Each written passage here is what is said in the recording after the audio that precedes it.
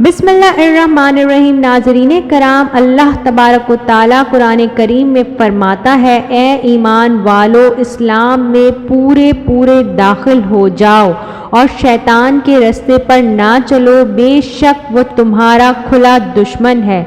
नाज़रीन कराम, जब अल्लाह तबारक व तआला ने इस पुरस्रार कायनात को तख्लीक फरमाया तो अल्लाह तबारक व तआला ने इंसानों को पैदा करने से पहले कौन कौन सी मखलूक़ात को पैदा किया इस रूह ज़मीन पर, इंसान के अज़ली दुश्मन शैतान को कैसे पैदा किया गया, इस बदबख्त के माँ बाप कौन थे और इस रूह ज़मीन पर सबसे पहले शैतान और फरिश्तों की जंग किस वजह से हुई और शैतान अज़ाज़ील से इब्लीस कैसे बना, इन तमाम तर सवालात के जवाबात कुरान और हदीस की रोशनी में आज इस वीडियो में हम आपको बताएंगे।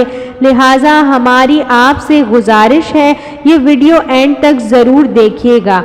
नाज़रीन कराम, हज़रत आदम अलैहिस्सलाम की तख्लीक से पहले अल्लाह तबारक व तआला ने सिर्फ दो मखलूक़ात को पैदा किया, एक नारी और दूसरा नूरी। नूरी मखलूक फरिश्तों को कहा जाता है जिनको अल्लाह तबारक व तआला ने नूर से तख्लीक फरमाया।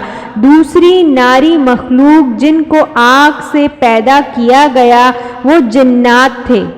रिवायत में आता है कि जिन्नात में सबसे पहले समून जिन को पैदा किया गया। अल्लाह तबारक व तआला ने समून जिन को पैदा करके सबसे पहले ज़मीन पर भेजा और इसके लिए एक जिन लड़की को पैदा फरमा दिया। इस तरह उस जिन ने इस लड़की से शादी कर ली जिससे इनकी नस्ल खूब बढ़ी।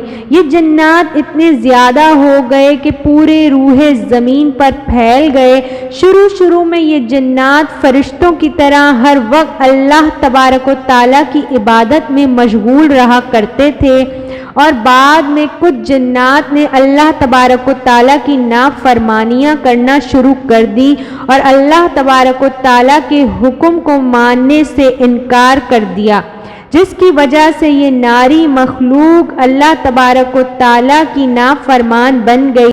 जिन्नात में से एक नामी गिरामी जिन जिसका नाम चलीपा था और इसकी बीवी तबलीस थी, ये दोनों बहुत ही कदावर और बहादुर जिन थे।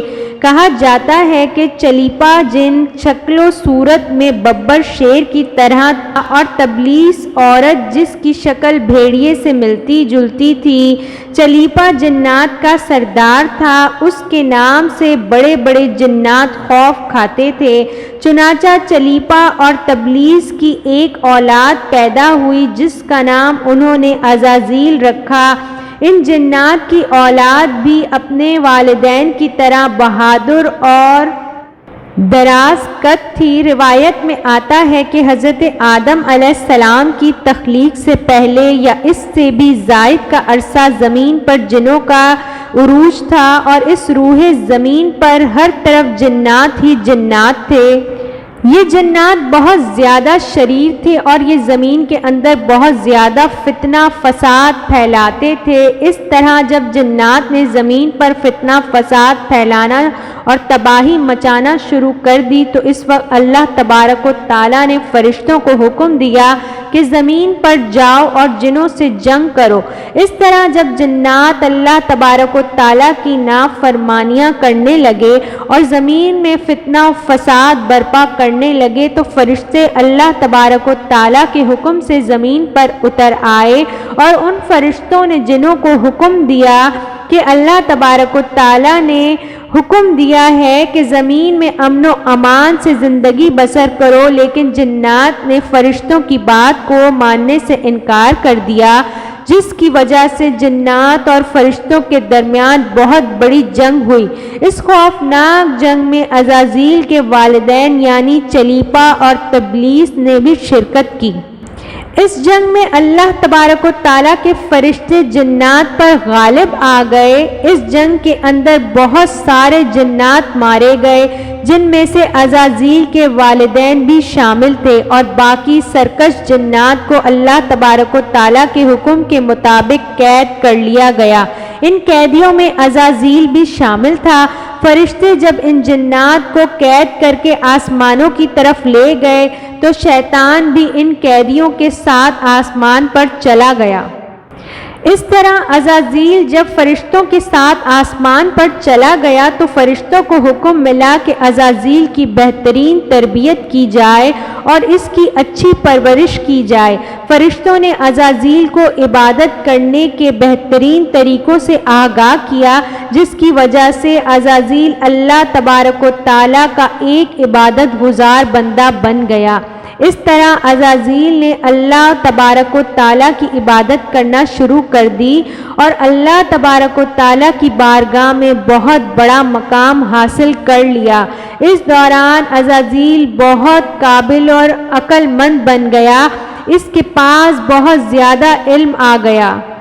اس وقت اللہ تبارک و تعالیٰ نے عزازیل کو فرشتوں پر استاد مقرر کر دیا۔ حضرت کعب بن احبار رضی اللہ تعالیٰ عنہ فرماتے ہیں کہ عزازیل 40,000 سال تک جنت کا خزانچی رہا اور 80,000 سال تک وہ فرشتوں کے ساتھ رہا اور 20,000 سال تک عزازیل فرشتوں کو تعلیم و تربیت دیتا رہا۔ اس کا مقام اللہ تبارک و تعالیٰ کی بارگاہ میں اتنا زیادہ ہو گیا کہ اللہ تبارک و تعالیٰ کے سب سے مقرب فرشتے حضرت جبرائیل علیہ السلام، حضرت میکائیل علیہ السلام، حضرت اسرافیل علیہ السلام اور حضرت عزرائیل علیہ السلام بھی عزازیل سے تعلیم و تربیت حاصل کیا کرتے تھے۔ ناظرین کرام، اللہ تبارک و تعالیٰ اس حقیقی کائنات کا مالک ہے۔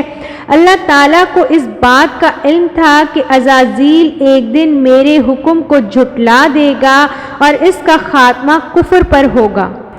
چنانچہ ایک دن عزازیل کا گزر لوح محفوظ کے قریب سے ہوا تو عزازیل نے لوح محفوظ پر دیکھا جس پر لکھا ہوا تھا کہ میں شیطان مردود سے اللہ کی پناہ مانگتا ہوں۔ اس تحریر کو پڑھنے کے بعد تقریباً 2000 سال عزازیل روتا رہا اور اللہ تبارک و تعالیٰ کی عبادت میں مصروف رہا۔ عزازیل اللہ تبارک و تعالیٰ کی بارگاہ میں یہ سوال کرنے لگا، یا رب العالمین، یہ اتنا بڑا شیطان مردود کون ہے جس سے پناہ مانگی جا رہی ہے؟ عزازیل کے سوال کا جواب دیتے ہوئے اللہ تبارک و تعالیٰ نے ارشاد فرمایا کہ میں نے ایک بندے کو اپنی ہر نعمت سے نوازا ہے، وہ بندہ ایک دن میرے حکم کو ماننے سے انکار کر دے گا جس کی وجہ سے اس کی ساری عبادت ضائع ہو جائے گی، وہ شیطان بن جائے گا۔ اللہ تبارک و تعالیٰ کا یہ فرمان سننے کے بعد عزازیل ہر وقت یہ سوچتا رہتا کہ وہ شیطان مردود کون ہوگا۔ پھر اللہ تبارک و تعالیٰ نے فرشتوں میں یہ اعلان کیا کہ میں زمین پر اپنا خلیفہ مقرر کرنے والا ہوں۔ عزازیل یعنی شیطان کو جب اس بات کا علم ہوا اللہ تبارک و تعالیٰ ایک ایسے انسان کو پیدا کرنے جا رہا ہے جس کے پتلے کو بنانے کے لیے آسمانوں اور زمینوں سے مٹی اکٹھا کیا جا رہا ہے، چنانچہ جب اللہ تبارک و تعالیٰ نے حضرت آدم علیہ السلام کے پتلے کو پیدا کیا تو اس پتلے کو 40,000 سال تک اسی طرح پڑا رہنے دیا، تو وہ پتلا 40,000 سال تک اسی طرح پڑا رہا، اس میں جان نہ ڈالی۔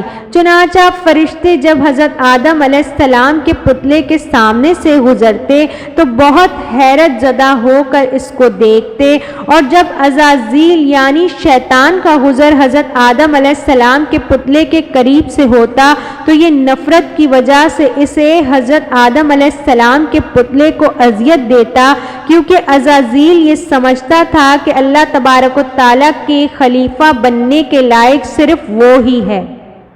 اسی وجہ سے وہ حضرت آدم علیہ السلام کے پتلے کو اذیت دیتا۔ جب عزازیل یعنی شیطان حضرت آدم علیہ السلام کے پتلے کو مارتا تو اس کے اندر سے مٹی کے کھنکنے کی آواز آتی۔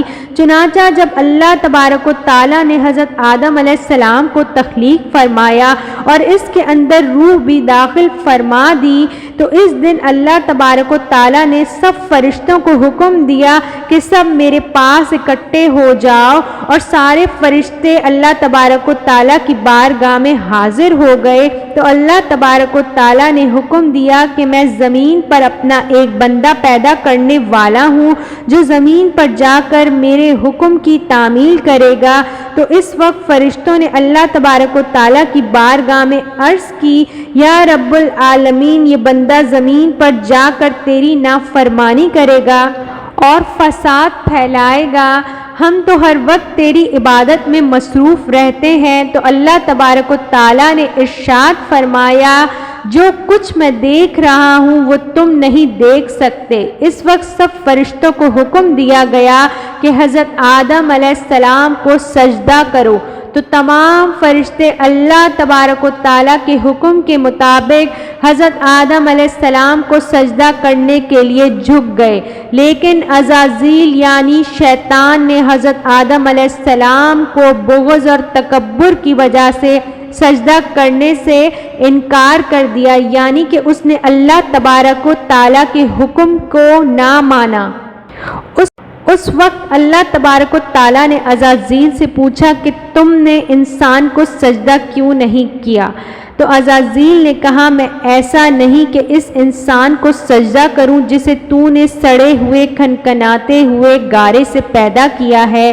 اللہ نے فرمایا، اب تو یہاں سے نکل جا، کیونکہ تو مردود ہو چکا ہے اور قیامت تک تجھ پر میری پھٹکار اور لعنت ہے۔ عزازیل نے کہا، اے میرے رب، مجھے روز محشر تک کی مہلت دے دے۔ فرمایا، جا، میں نے تجھے متعین وقت کے دن تک کی مہلت دے دی۔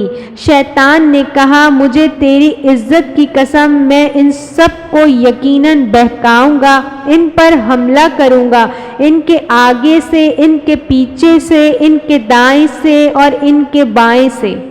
اللہ تبارک و تعالیٰ نے کہا، پھر بھی تو ان میں سے اکثر کو میرا شکر گزار ہی پائے گا، اور جو شخص تیرا پیروکار ہوگا اسے میں جہنم میں ڈال دوں گا۔ اور اس طرح بارگاہ الہی سے شیطان کو اس کی حسد اور تکبر کی وجہ سے عرش سے فرش پر پٹک دیا گیا۔ اللہ تعالیٰ ہمیں نیکی کی باتیں سننے اور پھیلانے کی توفیق عطا فرمائے۔ میرا سنانا اور آپ کا سننا قبول فرمائے، آمین ثم آمین۔